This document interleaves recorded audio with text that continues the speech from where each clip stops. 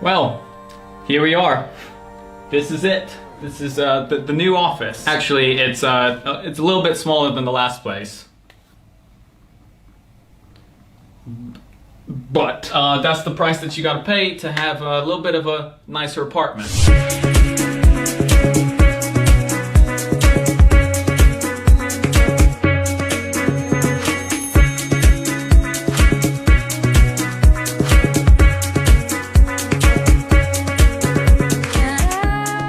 That's just a little sneak peek. Might give you guys a bit of a tour later on. Now, let's talk about some thin hair hacks. So thin hair isn't a topic that I've touched on too much because I don't have thin hair myself. I can't really demonstrate, but that's okay. I still have the information that you need. So let's go ahead and kick it off with thin hair hack number 1. It's all in the haircut. If you're trying to pull off those high volume hairstyles, whether it's like a quiff, a pompadour, a side parted hairstyle, anything that requires a bit of volume, you actually need to make sure that your hair is not too long. There's a common misconception that you need longer hair in order to achieve a more voluminous hairstyle, and that may be true for people with thicker hair such as myself, but for people with thinner hair, that's not the case. You don't need that length, and in fact that length will end up hurting your results rather than helping you. And this is because thin hair is just naturally a little bit light and a little bit wispy. I like that word.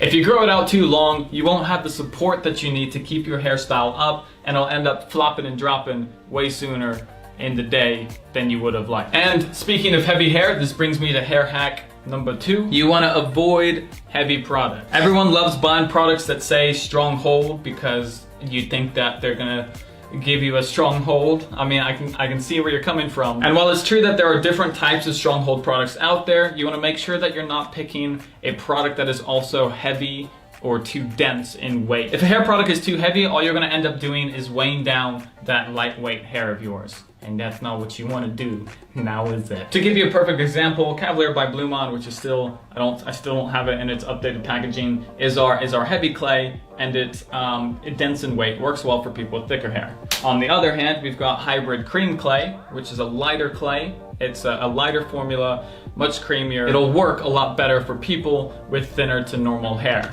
because of its lightweight formula. It's linked in the description down below.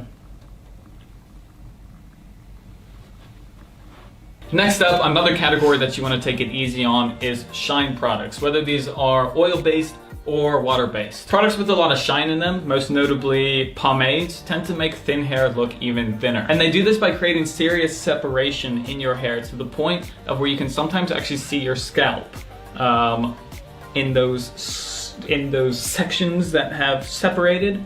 I'm guessing that's not really a look that you're going for. Here's an example. Here's Matthew McConaughey with a matte hairstyle. His hair is on the thinner side, but it still looks a lot more full than here, where he's rocking a more gelled look. His hair looks thinner in this photo, and that comes down to the fact that he's used a shine finish product. By the way, he kind of looks like Bill Nye the Science Guy in this photo.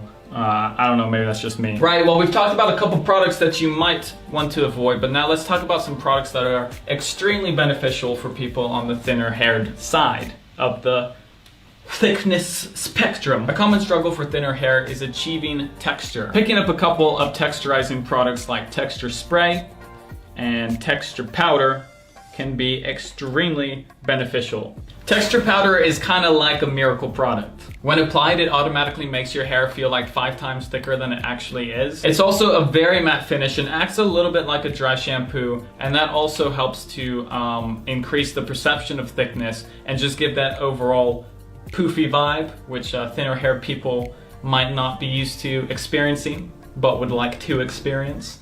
I mean, poofy in the good kind of poofy. Not the bad kind, the good one. Some people find texturizing powders to be a little bit on the overpowering side, just a little bit too effective, and a great alternative to that is texturizing sprays. Unlike the powder, which distributes a little bit randomly, you have full control over the distribution of a spray because it's, you know, more controllable.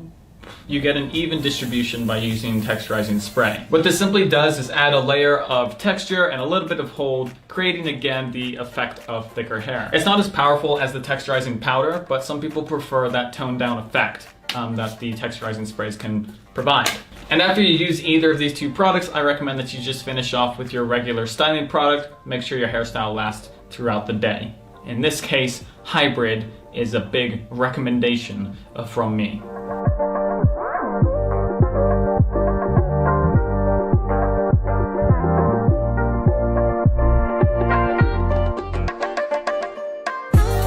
Texturizing spray, texturizing powder. You can find both of these guys linked in the description down below. Hybrid cream clay, that's also down there. It's worth a look. Hope y'all enjoyed today's video. If you found it helpful, thumbs up. It's always a great thing for you to do, for me to have. On that note, I will be seeing everybody next time.